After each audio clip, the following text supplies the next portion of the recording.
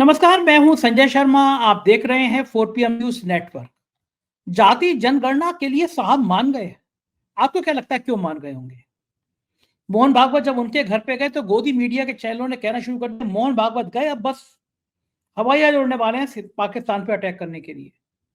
चैनलों पे दिखाई जाने लगा कि अब ये रॉकेट उतरा, रॉकेट उड़ा, जहाज उतरा, मिसाइल आ गई, टैंक आ गए, सबके सबके फोटो चलने लगे। मानो जंग हो गया कि मोहन भागवत जी कहने गए हैं कि कर जाओ बेटा, चढ़ जाओ सूली पे, कर दो जंग। लेकिन निकला जाति जनगणना का जिन्न। फिर चर्चा शुरू हुई कि बात चल रही थी पाकिस्तान पे अटैक की, ये अचानक जाति जनगणना कहां से आ गई? अभय दुबे जी ने शो करा था। अभय दुबे जी ने तो कहा 4 PM पर हमला और जाति जनगणना का जिन निकला ही इसीलिए कि पहलगांव के मुद्दे पर सरकार की असफलताओं की बात ना की जाए।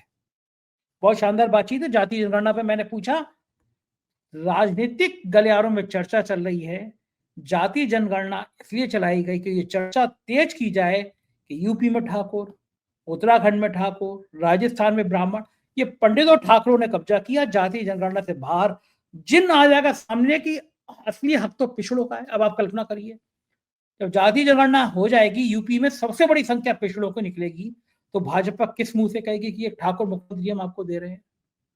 तो फिर ये चर्चा चली कि मोदी जी योगी को ऐसे तो नहीं हटा पा रहे हैं, क्या जिन इसलिए निकाला गया? क्या मतलब है? क्या बिहार के चुनाव से पहले कुछ संकेत हैं? खेल क्या है इस जाति जनगणना के पीछे? और मोहन भागवत क्यों गए मोदी के घर? जैसे दो दोस्तों में लड़ाई होती है कि मैं तुम्हारे घर आऊंगा, तुम भी मेरे घर आओ। आपको याद होगा 2022 का विधानसभा चुनाव, योगी जी से कह दिया गया था दोबारा मुख्यमंत्री बनना है तो केशव मौर्य के घर जाओ, केशव मौर्य गए। ऐसे मोदी से कह दिया गया था पहले संघ मुख्यालय जाओ, मोदी हुआ है। फिर मोदी ने कहा बारी तुम्हारी है, मोहन भागवत उनके घर आ गए। खेल चल क्या रहा है इस बीच में? कहानी है क्या? अभय जी से बड़ी रोचक बातचीत हुई है, तमाम ढेर सारी जानकारियां हैं इसमें। चलते हैं अभय दुबे जी के पास। पहले चैनल को सब्सक्राइब और ज्वाइन करिए, फिर बातचीत सुनिए। 4 PM न्यूज नेटवर्क में स्वागत है आपका अभय जी। एक बड़ा मुद्दा जो था जाति जनगणना का, वो आखिर सरकार ने मान लिया। क्यों माना, किसी माना, इसको लेकर तरह तरह की चर्चाएं हैं।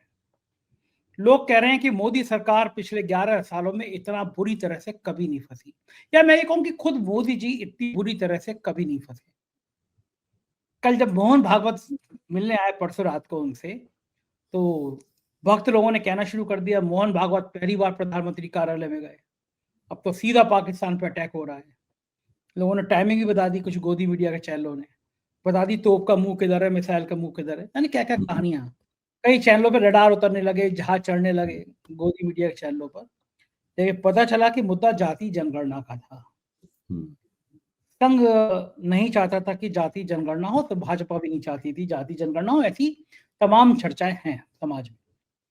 कारण यह था कि अगर जाति जनगणना हो जाती तो जो पिछड़ी जाति और दलित जातियों की संख्या थी, वो कम से कम भाजपा जो ऊंची जातियों का प्रतिनिधित्व करती है, उसके लिए एक खतरे की घंटी बज जाती। पिछड़ी जातियों में इतनी चेतना का उभार, लेकिन वो हुआ, और हुआ इसलिए कि दबाव बहुत बढ़ गया था। क्या लग रहा है आपको कि इसके पीछे की कहानी क्या थी? कितनी आसानी से मोदी राजी हो गए होंगे? क्योंकि जाति जनगणना पे इतनी आसानी से अगर लोकसभा चुनाव से पहले राजी हो गए होते, तो शायद पूर्ण बहुमत सरकार भी आ जाती। क्या लग रहा है अब क्यों राजी हुए होंगे? खेल क्या है इसका? संजय जी, जाति जनगणना पर तो मैं बातचीत करूंगा ही, लेकिन उससे पहले मैं जरा इस बात पे भी चर्चा करना चाहता हूं कि इस वक्त सरकार और मीडिया का जो संबंध है वो किस दशा में है। मेरा संदर्भ वही है, 4 PM के ऊपर जो प्रतिबंध लगाया है सरकार ने, वो मेरा संदर्भ है। और मैं ये मानता हूं कि इस समय सारे देश में अगर अभिव्यक्ति की स्वतंत्रता को लेकर कोई मुद्दा है तो वो 4 PM पर सरकार द्वारा लगाया गया प्रतिबंध है। और सरकार को इस बात का जवाब देना, यूट्यूब को इस बात का जवाब नहीं देना है। और स्थिति यह है कि देश का हर पत्रकार, केवल गोदी मीडिया के उन चंद पत्रकारों को छोड़ दिए, इनका पूरी तरीके से सरकारीकरण हो चुका है। मैं उनकी चर्चा नहीं कर रहा हूं, मैं तो उन्हें पत्रकार ही नहीं मानता, कभी भी नहीं माना। लेकिन इस देश का हर पत्रकार, चाहे वो प्रिंट मीडिया का हो, चाहे वो इलेक्ट्रॉनिक मीडिया का हो, चाहे वो डिजिटल मीडिया का हो, कोई भी हो, वो निजी तौर पर आपसे नाराज हो या खुश हो, इससे कोई फर्क नहीं पड़ता।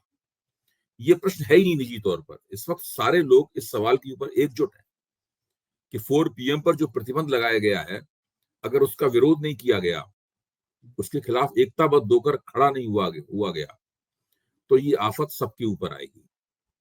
एक तरह से सरकार ने, मैं मानता हूं कि 4 PM पर प्रतिबंध लगाकर जो सोशल मीडिया है, जो डिजिटल मीडिया है, उसकी मदद कर दी है। संदेश पूरी तरह साफ तौर पर गया है कि सब लोग एकजुट हो जाएं, क्योंकि जितने भी बड़े बड़े पत्रकार हैं, चाहे वो रवीश हों, चाहे वो पुण्य प्रसून वाजपेयी हों, चाहे वो अभिसार शर्मा हों, या कोई भी हो, वो सारे के सारे लोग जो हैं, चाहे अशोक वानखेड़े हों, सारे के सारे लोग जो हैं, वो सब एक साथ एक स्वर में बोल रहे हैं। हाँ, अजीत ये अंजुम सब, जी ने भी, अजीत हाँ, अंजुम जी ने भी। अजीत अंजुम हो, हमारे मित्र हैं, ये हों, ये सब लोग एक स्वर में बोल रहे हैं। मैंने सोशल मीडिया के अंदर मतभेद भी देखे हैं, आप भी जानते हैं कि मतभेद हैं, लेकिन इस सवाल पर सरकार ने इन मतभेदों को मिटा दिया है। सरकार की जो दमनकारी कार्रवाई है, ये लोकतंत्र के इतिहास में काले अक्षरों में लिखी जाएगी। और जब भी सरकार ने मीडिया के ऊपर प्रतिबंध लगाने की कोशिश की है, चाहे वो याद कीजिए राजीव गांधी के जमाने में बिहार प्रेस बिल आया था, तो उसके खिलाफ पटना में जो प्रदर्शन हुआ था, उसमें मैं भी शामिल था। और उसके आगे आगे तत्कालीन बिहार का सबसे बड़ा अखबार था सर्च लाइट, उसके संपादक चल रहे थे, पुलिस ने लाठीचार्ज किया तो उनका सिर फट गया था, लेकिन सरकार को बिहार प्रेस बिल जगन्नाथ मिश्रा को वापस लेना पड़ा। जब भी ऐसा किया गया है, तब भी सरकार के लिए उसका परिणाम विपरीत निकला है। और सरकार ने 4 PM पर जो प्रतिबंध लगाया है, इसका परिणाम भी विपरीत निकलेगा। मैं इस बात की, मैं बॉन्ड पे लिख के आपको ये बात दे सकता हूँ। आप एक पराक्रमी व्यक्ति हैं, आप एक संघर्षशील व्यक्ति हैं। मुझे नहीं लगता कि ये लोग आपका कुछ बिगाड़ पाएंगे। 1-2 दिन की बात है। और मुझे पक्का यकीन है, मैं कोई कानूनी व्यक्ति नहीं हूं, मैं नहीं जानता कि कानून किस तरीके से काम करता है, लेकिन मुझे भरोसा ये है कि अगर अदालतें आपका साथ देंगी, और एक बार फिर 4 PM का जो नेशनल चैनल है वो निकलकर सामने आएगा और पहले से ज्यादा वेग के साथ में लोकप्रिय होगा, प्रभावी होगा, मुझे पक्का यकीन है। बड़ा शुक्रिया अभय जी इतने प्यार वाली बातों के लिए। बड़ा मजा आया। जैसे हम लोग 4 PM यूपी पे डाले हैं, क्योंकि इंडिया में 4 PM नेशनल बंद है, तो 4 PM नेशनल भारत से बाहर देखा जा रहा है। हमारे एवरेज औसत जितने सब्सक्राइबर बढ़ते हैं पिछले 48 घंटों में, उससे 2 गुने 3 गुने बढ़े हैं नेशनल चैनल पे। इसका मतलब विदेशों के लोग हैं, उन्होंने सब्सक्राइब किया। और जो 4 PM यूपी है, हम मान के चल रहे थे 5 महीने में 10 लाख सब्सक्राइबर इसके होंगे, 8 सवा 8 था। ये इतनी स्पीड से बढ़ा, 2 दिन में 40,000 सब्सक्राइबर एक दिन में। शायद अभी और चैनल 4 PM बड़ी नेशनल बात बहुत बड़ी बात संजय जी। मैं आपको बताता हूँ, मेरे पास कितने फोन आए हैं, पता नहीं, आप व्यस्त हैं, तो हो सकता है आप सबके फोन भी नहीं उठा सकते। तो आप फोन नहीं उठाते, लोग मुझे फोन करते हैं, या मेरे जैसे अन्य लोगों को जो 4 PM के साथ जुड़े हुए उनको फोन करते हैं। तो लगातार फोन आ रहे हैं और लोग पूछते हैं कि भाई अब क्या स्थिति है, लोग जानना चाहते हैं उस पर।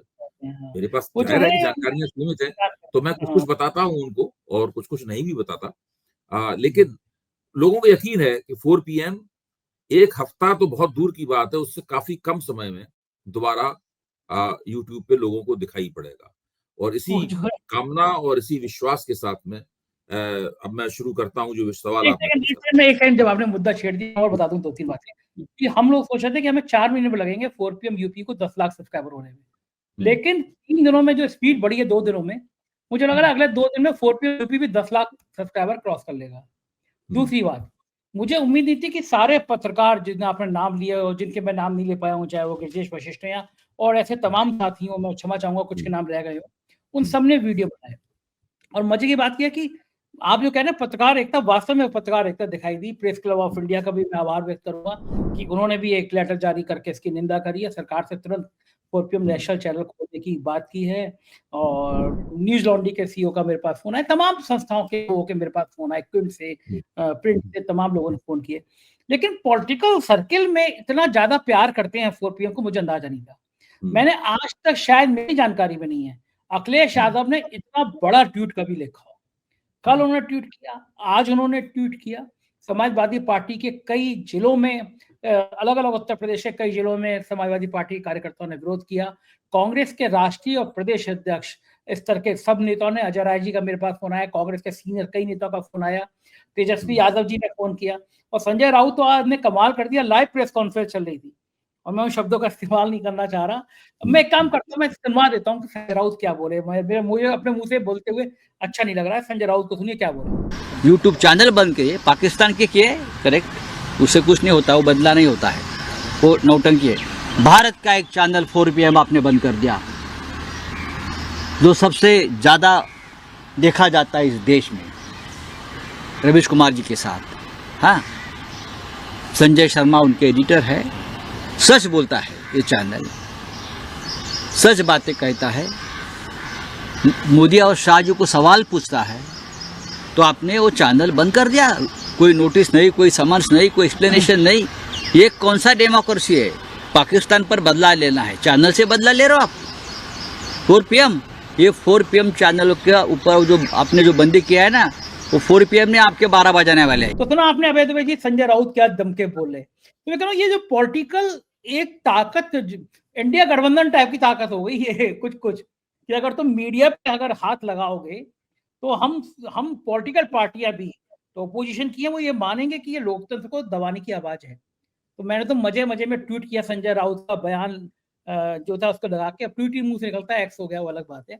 मैंने उसमें लिखा कि प्रधानमंत्री जी, मैं हर साल, मजाक में लिखा, व्यंग में लिखा, मैंने कहा मैं हर साल 10 लाख रुपए प्रधानमंत्री सहायता कोष में देने को तैयार हूँ, क्योंकि इतनी ब्रांडिंग जितनी मेरे को प्रतिबंध लगा के हो गई, मैं 10-20 करोड़ खर्च करता तो भी मैं इतनी ब्रांडिंग नहीं कर पाता। तो अब हर साल मैं प्रधानमंत्री सहायता कोष में 10 लाख रुपए दान दूंगा।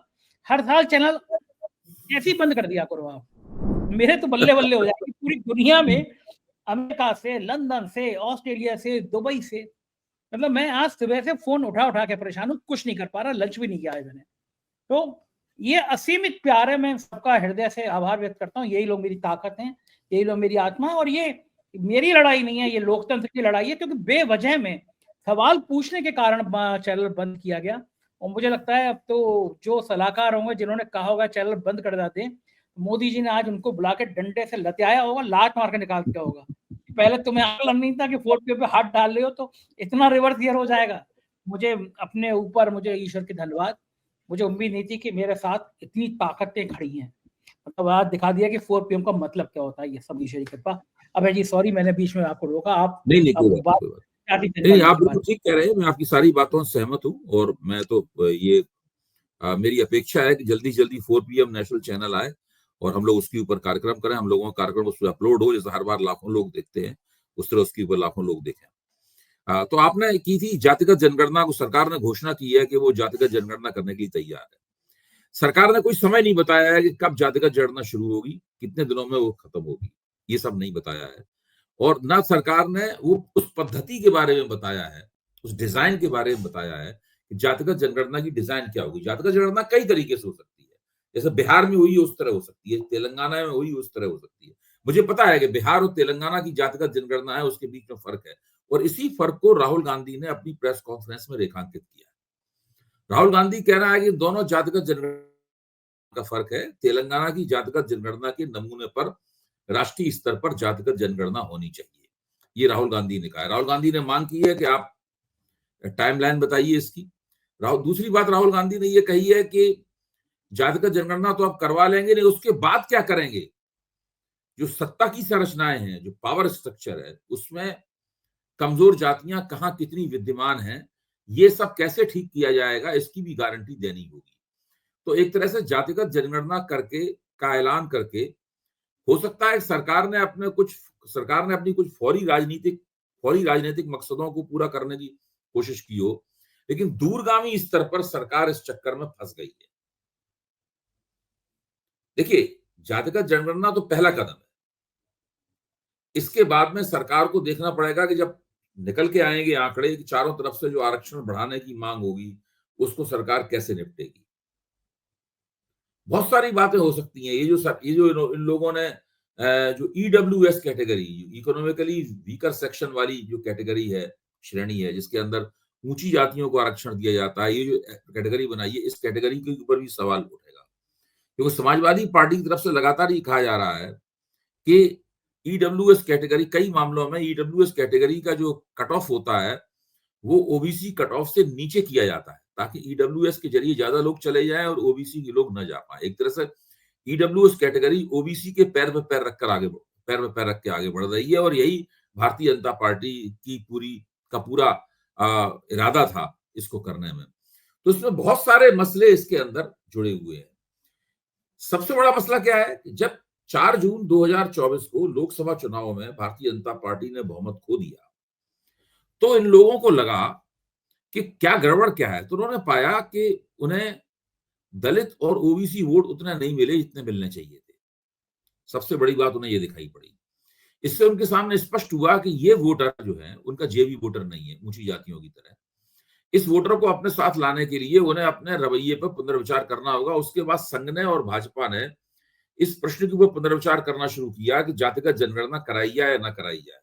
सारे देश में लगातार माहौल ये बन रहा था कि बीजेपी दरअसल ब्राह्मण बनिया पार्टी है। सामाजिक न्याय की पार्टियों से जो गलतियां हुई हैं, जब वो सत्ता में रहे, जो गलतियां हुई हैं, उन गलतियों के कारण इनको कुछ दलित और ओबीसी वोट मिल रहे हैं। लेकिन अंततः ये एक ब्राह्मण बनिया पार्टी है। ये एक माहौल बन के निकलकर सामने आया। मुझे लगता है कि दो प्रमुख कारण है जिनकी वजह से भाजपा इस निर्णय पर पहुंची है। पहला कारण यह है कि भाजपा विपक्षी दलों का जो प्रचार है कि ये ब्राह्मण बनिया पार्टी है, इसका खंडन करना चाहती है। वो दिखाना चाहती है कि हम ब्राह्मण बनिया पार्टी नहीं है, हमको ओबीसी और दलित की चिंता है। इसके लिए ये घोषणा की गई है, पहली बात। दूसरी बात यह है कि भारतीय जनता पार्टी की सरकार कल सेनाध्यक्षों के साथ जो बैठक हुई थी, उसके बाद अब इस बहस को शिफ्ट करना चाहती है। वो नहीं चाहती कि बहस पहलगाम के ऊपर रहे। वो पहलगाम से बहस को हटाकर जातिगत जनगणना के सवाल पर लाना चाहती है। क्योंकि पहलगाम पर जिस तरह से थल सेना, जल सेना और नौसेना, थल सेना, नौसेना और वायुसेना के सेनापतियों को सरकार ने कहा है, उससे स्पष्ट है कि सरकार कोई बहुत बड़ा कदम उठाने नहीं जा रही। कुछ टोकन किस्म के कदम, जिनके पीछे खूब प्रचार वगैरह किया जाएगा कि हमने पाकिस्तान को मुंह तोड़, ये सब किया जाएगा, और इसमें भी समय लग सकता है। इस बीच में सरकार नहीं चाहती कि वो लगातार वो लोगों के सवालों का निशाना बने। इसीलिए 4 PM के ऊपर अटैक किया गया है, और इसीलिए जातिगत जनगणना की घोषणा भी की गई है। ये दोनों बातें अपने आप में जुड़ी हुई हैं। 4 PM पे अटैक किया जाना भी इस बात का एक प्रमाण है कि सरकार इस बहस को शिफ्ट करना चाहती है। इसीलिए उसने सोशल मीडिया को ये एक आक्रामक संदेश दिया है कि अगर आपके खिलाफ भी कार्रवाई हो सकती है। और दूसरी तरफ जातिगत जनगणना का ऐलान करके, जो कि संघ की विचारधारा के खिलाफ है। और कल जब तीनों सेनाओं के अध्यक्षों की प्रधानमंत्री के साथ बैठक हो रही थी, उससे पहले प्रधानमंत्री निवास पर मोहन भागवत और नरेंद्र मोदी की मुलाकात हुई। आपने कल मुझसे ये सवाल पूछा भी था। अब मेरे सामने स्पष्ट है कि उस बैठक में क्या हुआ होगा। उस बैठक में पहलगाम के मसले पे भी चर्चा हुई होगी और जातिगत जनगणना कराई है। क्योंकि ये मांग जो है ना, ये मांग भाजपा तब तक नहीं मान सकती थी जब तक राष्ट्रीय स्वयंसेवक संघ व भाजपा पूरी तरह से इस बात में सहमत ना हो जाए। तो दोनों के बीच में, नरेंद्र मोदी और मोहन भागवत के बीच में जो रणनीतिक सहमति हुई है, उसका परिणाम है कि जातिगत जनगणना की मांग को माना गया है। और लेकिन अब ये घोषणा भर है, अभी इसमें बहुत कुछ किया जाना, बहुत कुछ घोषित किया जाना, वो सब बाकी है। तो अभी तो ये शुरुआत है। मेरा ये मानना है कि अपनी फौरी समस्या से निपटने के लिए भाजपा ने एक लंबी दूरी का ये संकट मोल ले लिया है। जातिगत जनगणना एक ऐसी चीज है जो सरकार के हलक में पहले भी अटकी हुई थी, उस घोषणा के बाद भी अटकी रहेगी। बहुत मुश्किल है इससे निकल जाना। आगे चल के हम लोग जैसे जैसे घटनाक्रम आगे बढ़ेगा, हम लोग उसकी बारीकियों पर और चर्चा करेंगे, तब तक खुलकर और बातें सामने आ जाएंगी।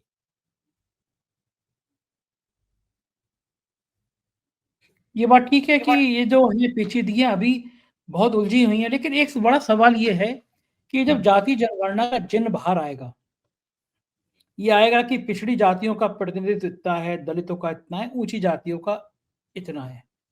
जाहिर है कि पिछड़ी जातियों का प्रतिनिधित्व बहुत ज्यादा होगा, सबसे ज्यादा होगा। जितने बड़े राज्य हैं उनमें उतना ही ज्यादा होगा। सही बात।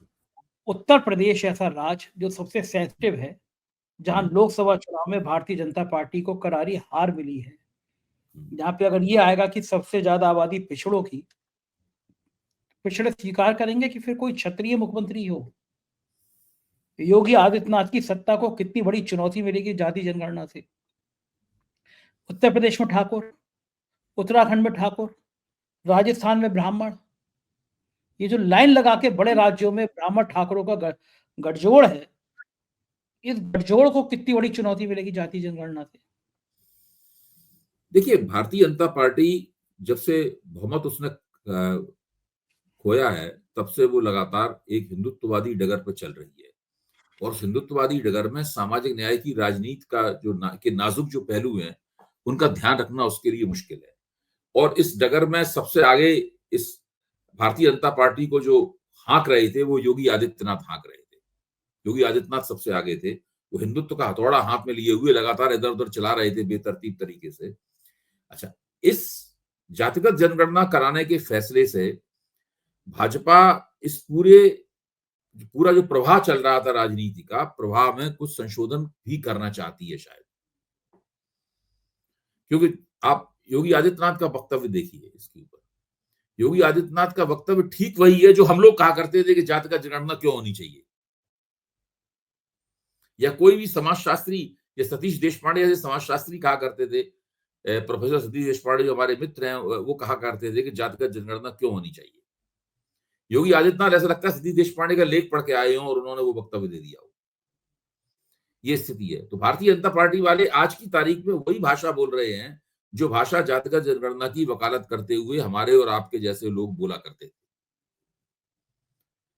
अब देखना यह है कि जातिगत जनगणना से जो राजनीतिक प्रभाव पैदा होगा उसमें, और जो हिंदुत्ववादी हथौड़ेबाजी हो रही थी, इसके नायक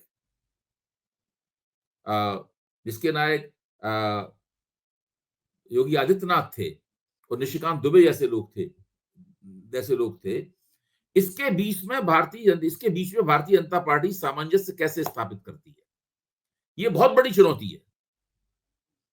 भाई, एक तरफ आप जाति जनगणना की बात करते रहेंगे और दूसरी तरफ आप ये कहेंगे, जैसी बातें निशिकांत दुबे करते हैं, जैसी बातें योगी आदित्यनाथ करते हैं, दोनों बातें साथ साथ नहीं चलने वाली।